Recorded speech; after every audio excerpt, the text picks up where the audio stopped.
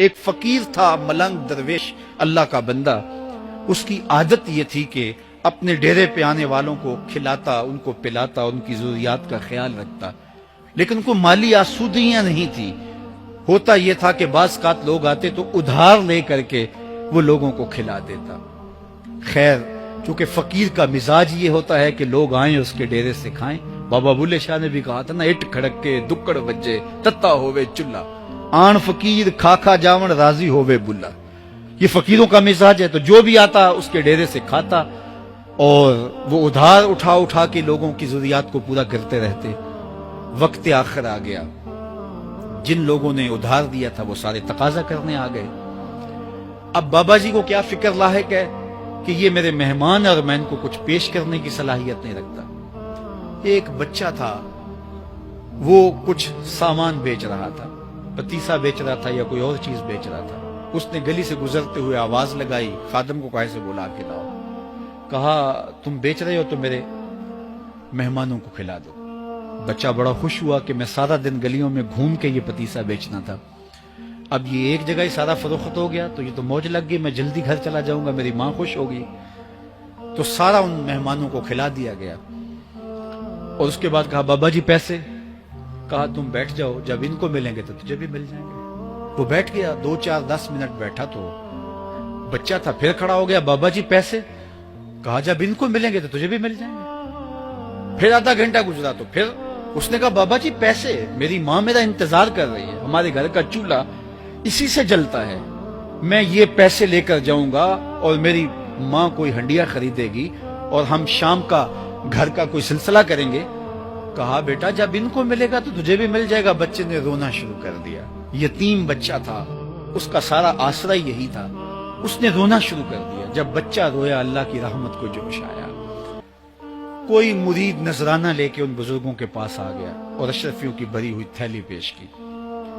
وہ اتنے پیسے تھے کہ اس بچے کو بھی دیے، جتنے لوگ آئے تھے سب کا قرض چکایا، کہا جاؤ گھروں کو۔ تو سب نے کہا بابا جی ہم صبح سے بیٹھے ہوئے تھے تو یہ نذرانہ دینے والا صبح سے نہیں آیا، تو اب کیسے آ گیا؟ کہا صبح سے تمہارے اندر کوئی رونے والا نہیں تھا، ایک رونے والا آیا تو باقیوں کا بھی کام بن گیا۔ بعض اوقات کسی ایک شخص کی وجہ سے باقیوں کی خطائیں بھی معاف ہوتی ہیں۔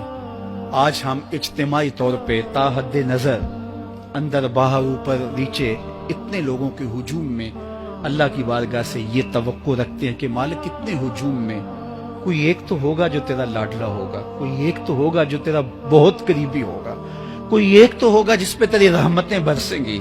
تو مالک اس کے صدقے سے ہماری خطائیں بھی معاف کر دے، ہمارے گناہ بھی معاف کر دے۔ کوئی ایک رونے والی آنکھ مل گئی تو باقیوں کا بھی کام بن جائے گا۔ اٹھ فریدا ستیا تے میلہ ویکھن جا، وت کوئی بخشیا مل جاوے تے تو ہی بخشیا جا۔ میرے مالک ہم سب کی خطائیں معاف کر دے، ہم سب سے درگزر فرما، اور ہم سب کے باطن کو ستھرائیاں دے دے، ہمارے اندر کو پاکیزگیاں دے دے۔ بہت وقت میں نے اور آپ نے صاحب گزار لیا، تیزی کے ساتھ زندگی بیت رہی ہے۔ میں اگر اپنے آپ کو دیکھوں تو میری زندگی کتنی بہاریں کاٹ چکی ہے۔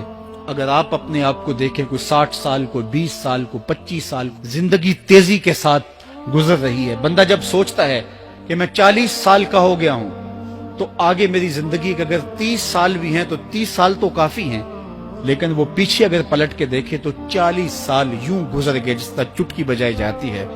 جب چٹکی بجانے کے وقت میں 40 سال گزر گئے محسوس ہوتے ہیں، تو جو باقی 30 سال اگر ہوئے بھی وہ تو گمان ہے میرا، وہ تو گمان ہے آپ کا، ہمیں تو ایک سانس کا بھی نہیں پتا۔ پوچھا گیا زندگی اور موت کے بارے میں کیا خیال ہے؟ کہا فجر پڑی ہے، پتہ نہیں ظہر پڑھ سکیں گے یا کہ نہیں۔ کہا اتنی لمبی امیدیں لگائے بیٹھے ہو، کہا ظہر پڑی ہے، پتہ نہیں عصر پڑھنے کا موقع نصیب ہوتا ہے کہ نہیں۔ کہا یہ بھی طول عمل ہے۔ ایک بولا عصر پڑی ہے، پتہ نہیں مغرب پڑھ سکیں گے یا کہ نہیں۔ کسی نے کہا ایک رکعت پڑی ہے، پتہ نہیں دوسری رکعت بھی پڑھنا نصیب ہوتی ہے یا نہیں۔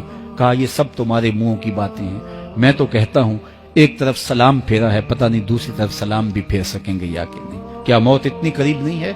ہم نے اپنی آنکھوں کے سامنے لوگوں کو جدا ہوتے یوں نہیں دیکھا ہے؟ ہم کہتے ہیں اس کی خبر سنا رہے ہو موت کی، یہ تو میں نے ابھی سبزی والی دکان پہ دیکھا تھا۔